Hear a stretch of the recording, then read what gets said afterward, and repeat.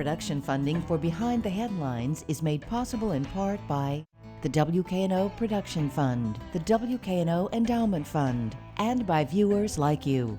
Thank you. Republican candidate for County Mayor John DeBerry tonight on Behind the Headlines.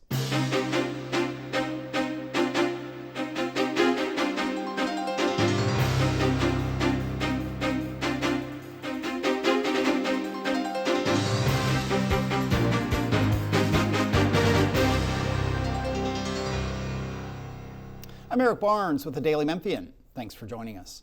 I am joined tonight by John DeBerry. He's the Republican candidate for County Mayor. Thank you for being here. Thanks for having me. Absolutely. Along with Bill Dries, reporter with the Daily Memphian.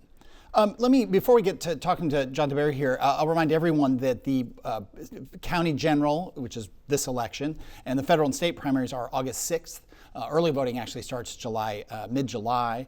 We'll have Mikkel Lowry, the Democratic candidate for County Mayor, on the show. I believe it's on June 26th. We had him scheduled last week. There's a little bit of a mix-up. All good. We'll get to Mikkel Lowry soon. We also have the Democratic candidate for County Sheriff, Anthony Buckner, coming up. I believe that's next week, June 4. And then we're still reaching out to Brad Less, the Republican candidate. And we'll be doing lots of coverage of the elections and dates and so on. Bill and others on the Daily Memphian team, and I'm sure we'll be doing more here as we move towards that county general and federal and state primary. That's also the redistricting primary, so lots going on there. But again, John DeBerry, thank you for being here. Thanks for having me. Absolutely. We'll start with 26 years, I think, in the state house as a Democrat. I want to get to a point of talking about the things you did, your priorities when you were in the state house that time, but you're running as a Republican this time. And I guess my first question would be, over the time you were in the state house as a Democrat in your life in politics, did the party change? Did you change? How did you end up now as a Republican in this race? Well, that's a good question. I think I'm glad to ask because it makes me succinctly think about the answer to that as to who changed. One of the things I do know, as a matter of fact, is I did not change from my core beliefs. Those core beliefs were placed before the people in District 90. When I ran in 1995, I won and was sworn in 1995. They knew where I stood on all of these issues. They understood where I was on the issue of life, where I was on the issue of parents' education. I work with the teachers. I think that the 26 years that I served in the Tennessee House of Representatives, I served on the Education Committee for many of those years. I served as the chair of Children and Family that rewrote many of the laws that deal with custody, that deal with child abuse, that deal with family issues. I shepherded those along with people like Curtis Person and others. He and I, as a matter of fact, our legislation that we sponsored created the Department of Children Services. So to answer your question, I think that as a Democrat, I served the people of my district. They were pleased with my service. They elected me 13 times. I never lost an election as a Democrat.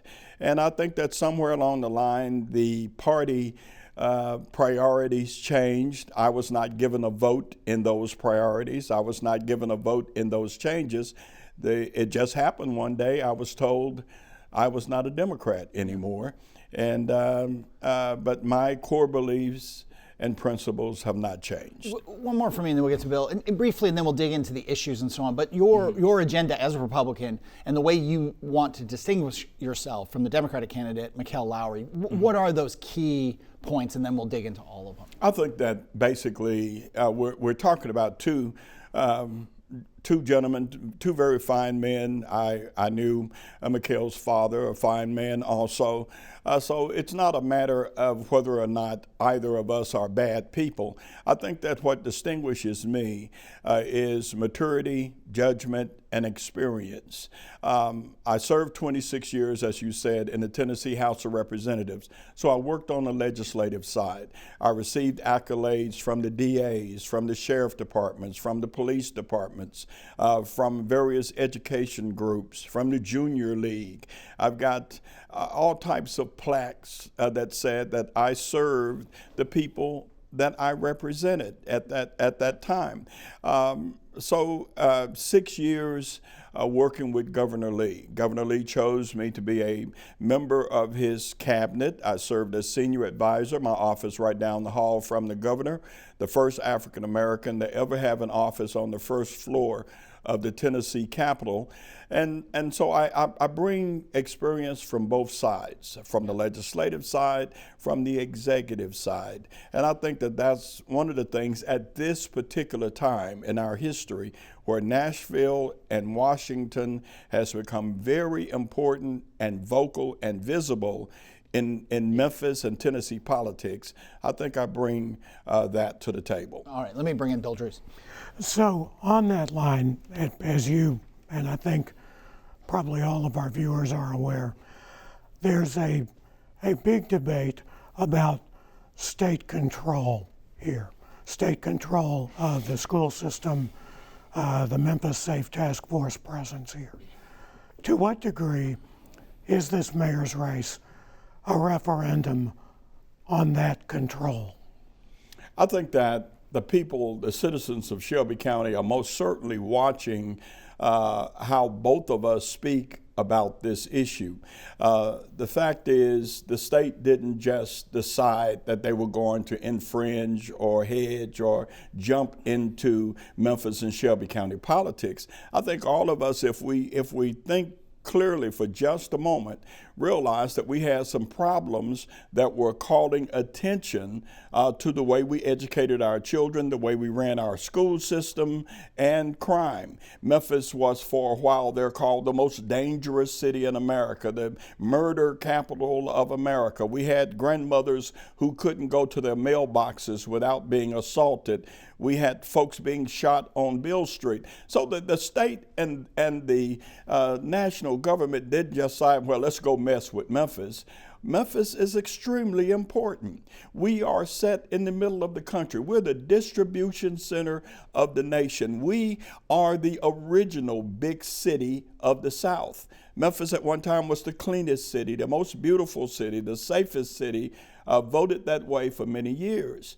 Our school system, when I went to school, even in segregated schools, I would put the school that I went to against any school on the planet because it was just that good. So at some point in time, Memphis stopped being the Memphis that was a light and an example for the rest of the country.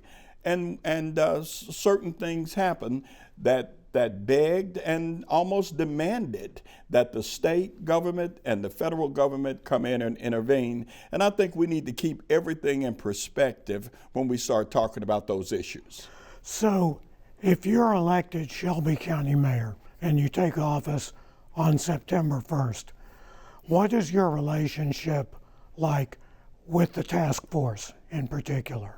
Well, my relationship would be, we have a fine police department in the city of Memphis, in Germantown, Collierville, Arlington. All of the suburbs have fine police departments. We have a sheriff department where Mayor Bonner has done a very good job. I would like to see that the Shelby County Sheriff Department is the best funded, best trained force, law enforcement agency in the state. My immediate relationship would be, let's gradually let go. Let's make sure that our people can do the job. Let's make sure our streets are safe because our police force, our sheriff department, and our various law enforcement agencies are doing the job. And let the National Guard go home. I think they've done a good job. Allow the feds, other federal agencies to go home. Allow the state troopers to come to a manageable group. Governor Lee has been very good and attentive toward helping to get us to where we can feel safe in Shelby County. If they've done their job, let's let them go and then turn the responsibility over to our local law enforcement agencies. And that's what I will work on from day one. How much do you think of the fight against crime was a matter of the feds being here and was a matter of local policies on the city side without the feds, because crime had already dropped by 20% when the task force rolled in here? I think here again, perception is reality. And when you have a city like Memphis and a county like Shelby County that has so much to offer the whole country, I think we forget sometimes that the state of Tennessee has been voted over and over and over as the best managed state in the country. So, and Memphis sets and Tennessee sets at the heart of that. So I think that when we got to weigh it out and balance it. I think that a certain amount of intervention was absolutely needed. But now that intervention has been successful, that our police director in Memphis and the sheriff in Shelby County have adjusted and added people to the force, changed the training, gone to the community to have community input, I think that we just need to let it go its course and go back to normal policing. Lots of different opinions about the task force, but a lot of elected officials in Memphis of whatever party have been supported by and large of Tennessee Highway Patrol and a lot of the federal parts of it in terms of, especially where it's focused on violent crime, drug crimes, all the people with felonies out, who skipped out on their warrants and so on. Where there's been more pushback has been on ICE and immigration. What is your take on the activities of ICE in Memphis and Shelby County and just the role of immigrants in this community? Oh, Lord, we hear all the time the cliche that we are a nation of immigrants, and we are. But I think that there was, and it still is, a lot of concern about maybe a double standard. A standard to where if an African American man or a European American or white American person or someone else, if we commit a crime, there's a certain way that we are handled and a certain way that we are adjudicated into the system. If I'm driving without my license, if I'm driving without insurance, if I am driving without a tag on my car, I'm going to be arrested and taken downtown.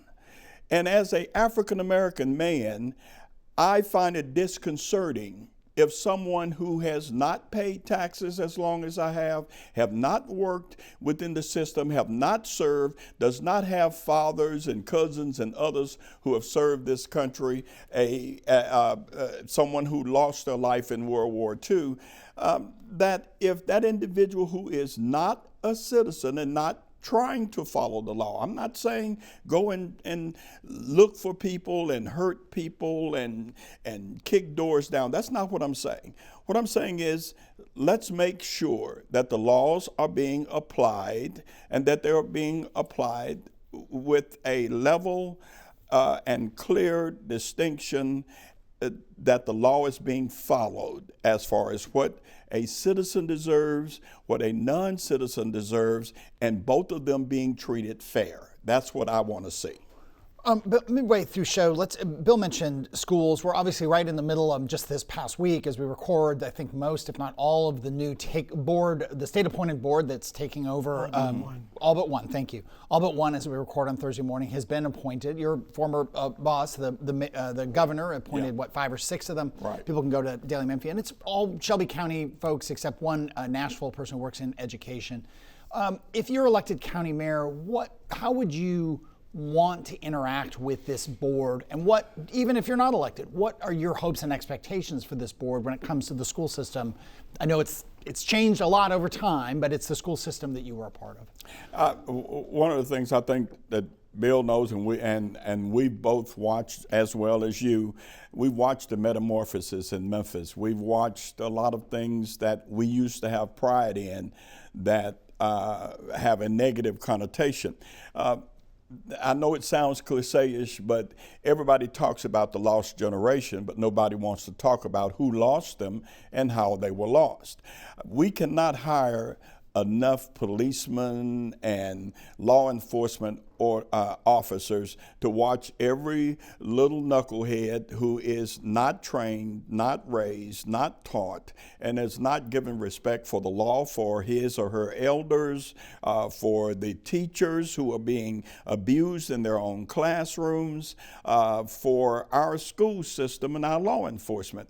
So what do we need to do? We need to make sure that the Shelby County school system delivers what we send $1.5 to $1.7 billion a year to educate 110,000 children. You do the math. How is the issue money? The issue is not money. And so we need to make sure that the investment that the Tennessee taxpayers make to those 110, 115,000 children is a good investment, that our teachers are paid well, that they're supported, that our schools are safe places. So I would like to see that task force do what they've been tasked to do. They have not been sent to run the school system. They have not been sent to oversee the teachers. We have good principals and others to do that job. I think that they've been sent to make sure that the board properly does what it has a charter responsibility to do, to see that the money is spent right, that it's going to pay the teachers, take care of the schools, and educate the children. If they stay within those perimeters, then it will be positive. When they get outside of those perimeters, I think we're going to have some problems with the issue of local control. All right, Bill. As one who's been in the legislature, and one who watched in your position as an advisor to the governor, what do you think of the concept of a state law that applies only to Memphis? Especially when you have other school systems that would meet the standards set for a takeover. Sometimes, sometimes I miss the legislature, Bill, and sometimes I don't. There are times when I think that things that you and I would say from our perspective, from being here and knowing who Memphis is, what Memphis is, regardless of the perception that folks have if you go east, we know who Memphis is. I believe that there are good folks in Memphis, smart people in Memphis, who can handle any problem we have. I believe every problem we've got in Memphis and Shelby County has a limited lifespan. So when we single out Memphis as though it's some type of microcosm, as though it is some type of something that exists separate and apart from the rest of the nation, I think that we're overlooking those individuals who have the ability, the skill, aptitude, and fitness to fix the problem. I think that we need to sit down at the table. We need to determine what the problems are, determine how to solve them, determine who's going to solve them, and not treat Memphis as though it's not a part of Tennessee. I have never liked that attitude. I don't think that was the governor's intent. I don't think that was many of my former colleagues' intent. But here again, somebody's got to stand up and say it in such a way that they can build a consensus so that people can see who Memphis really is, what Shelby County really is, and build the type of goodwill that we're going to have going to the future. So as county mayor, your role is limited. There is an elected school board. Now there's this body. If there are differences, do you wade in as county mayor and try to set things right between the group that's just been appointed and the school board? And do you have the authority to do that? I think a lot of us forget that there have only been, 7 or 8 county mayors. Mm-hmm. It's a relatively new position, and it was created for just what you're saying. It was created to build a bridge between other independent agencies like the sheriff department, the school, the assessor, the trustee. All of them are independent agencies, but the county mayor has a tremendous amount of influence that I do not believe has been properly used in order to bring us together as a county and as a people. We're too divided, black and white, Republican, Democrat, urban, suburban, city. There's too much division, and the county mayor has the authority and the power and the influence to bring people together so that our problems stay in Memphis and Shelby County and not land on the governor's desk or the president's desk. And that's something that I absolutely will do. I love Memphis. I love Shelby County. And I don't want to see us embarrassed any longer. Okay. Let's talk about the election, the drive to Election Day. The last 2 editions of this election cycle, the Democrats swept every county-wide office. Mm-hmm. In the 2 cycles before that, the Republicans swept those elections. What's going to happen this time around? Is one party going to sweep it? Well, I think that it's competitive, and that's the way it should be. It shouldn't be, well, this is a red county or a blue county or a red state. I think it should, when we lose that competitiveness to where folks are listening to concepts and ideas, where, as Dr. King said in 1963, where we're judged by the color of our skin and not the content of our character, or we're judged by an R or a D and not the content of our character, I think we lose something as Americans. I think that what we've got to do is keep it competitive. Listen to the person, listen to the ideas, and make a decision based upon whether or not you actually believe that that person is going to keep their word, that they're going to solve the problem, not, well, I'm just going to push the D or I'm going to push the R. And I think that's one of the reasons why we're in the mess we're in right now, because of doing that. Is some of the reaction to the Republican column and the Democratic column, is some of that reaction a reaction to President Trump? Oh, of course it is. Of course it is. President Trump is his own man. He is an individual. He is unique. We can argue that whether or not he's good for the world stage or the national stage. I'm not into all of that. When I had an opportunity during his first term with Betsy DeVos being the Secretary of Education, because I was so well known already as a Democrat in the issue of education, I was invited to be part of a roundtable discussion with other Democrats from around the country to talk about education. Past that, I don't have any communications with the President of the United States, and he doesn't have any with me. He's not running for county mayor. He's not running for governor. He's running the country, and folks can judge him on how well he's running the country. What I want folks to do is concentrate on John DeBerry and concentrate on what I've done for the last 30 years, the way I've carried myself. I've kept my word. I've fought. I've brought nothing but integrity and goodwill back home from my service. And I just want people to look at me for me. With just a couple minutes left, you talked about singling Memphis out, and you talked about voting for the person based on what they stand for. You're not involved with this, but you've been in politics in Memphis and Tennessee for a long time. Your take on redistricting is, this changes a lot in terms of the way Memphis, Shelby County is represented at the federal level. There's a very good chance that none of the representatives of the 3 districts that now subdivide Memphis and Shelby County will live in Memphis, let alone even in Shelby County. Your take? My understanding is about 16 to 17% voted in the primary. Okay, that's dismal. That is dismal, because the vote determines who has the majority. Whoever has the majority determines redistricting and all of those issues. District 90 was created in 1994, I believe it was, by a Democratic-led House of Representatives. Karen Williams had served District 90 for, I think, almost 20 years. It was redistricted from a Republican district to a Democratic district, and it opened up, and that's why I ran in 1994. Judge Williams, as she is now, came to me and others and said, you can win their vote, but you got to ask them for it. And I got good counsel from her to be the type of person that bring people together. I won that election. The relevance of it is, when you don't vote, you're handing the other party the majority. The majority, therefore, can redistrict, can do what they want to do because they have the majority. The Democrats have done it.